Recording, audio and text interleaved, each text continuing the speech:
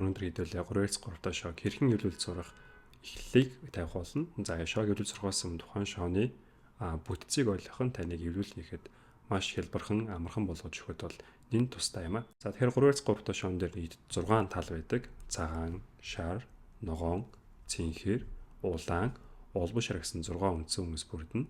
За 3-3 дахь шооны хамгийн чухал хэсэг бол голын таг байгаа энэ төвийн хэсгүүд байдаг. Төвийн хэсгүүд нь ямар ч хөдөлгөөн үйлдэл хийсэн тухайн шоонд яг тухайн байрал дээрээ энэ өнгө нь энэ байна гэдгийг танигд бол зааж өгдөг лууж юм. Тийм болохоор төвүүдийг харж бид нэр аль өнгө хаанарх үедээ мэдэх боломжтой байдаг. За дараагийнс нь болохоор шооны ирмэг буюу за 2 хүмүүс бүрдэх хэсэг байдаг. Нийт шоон дээр 12 шиг шооны ирмэг байгаа.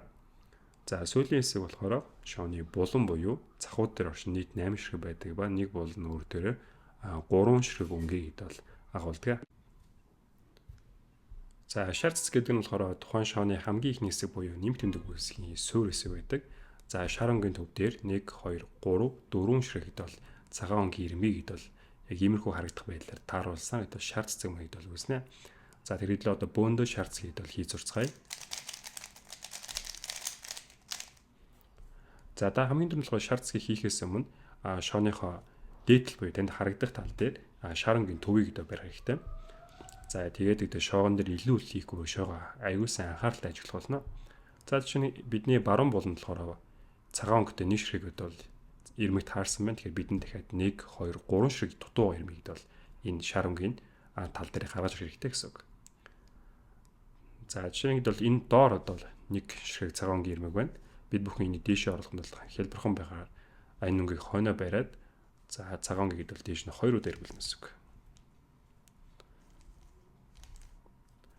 За дараагийн цагаан өнгийн ирмэг нь болохоор яг бидний урд гарчсан байгаа тохиолдол буюу хамгийн төвөгтэй тохиолдлуудыг бид гарчсан байна.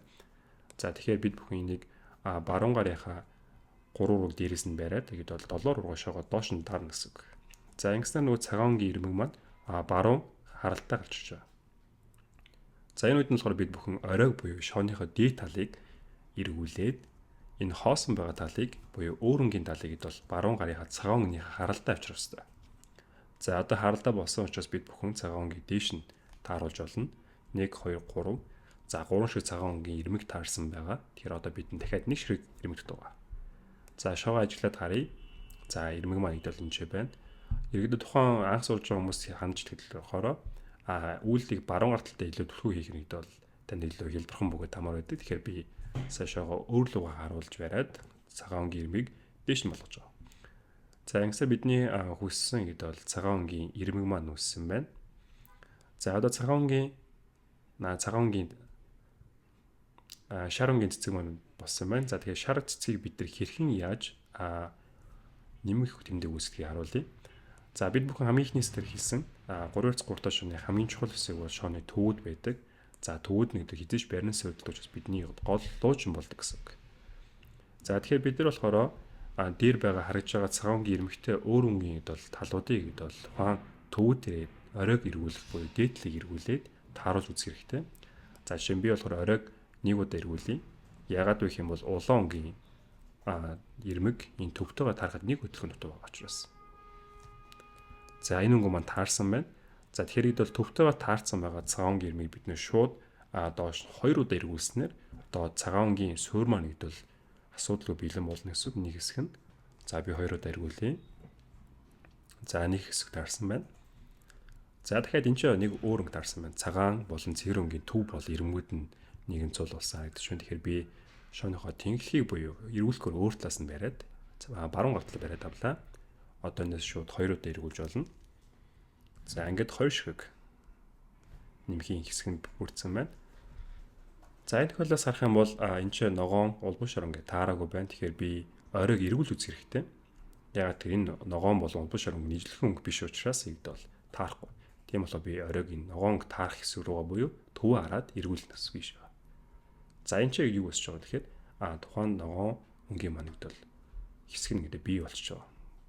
За энэ үдэнд би болохоор зүүн гартлыг бол 2 удаа эргүүлж болно.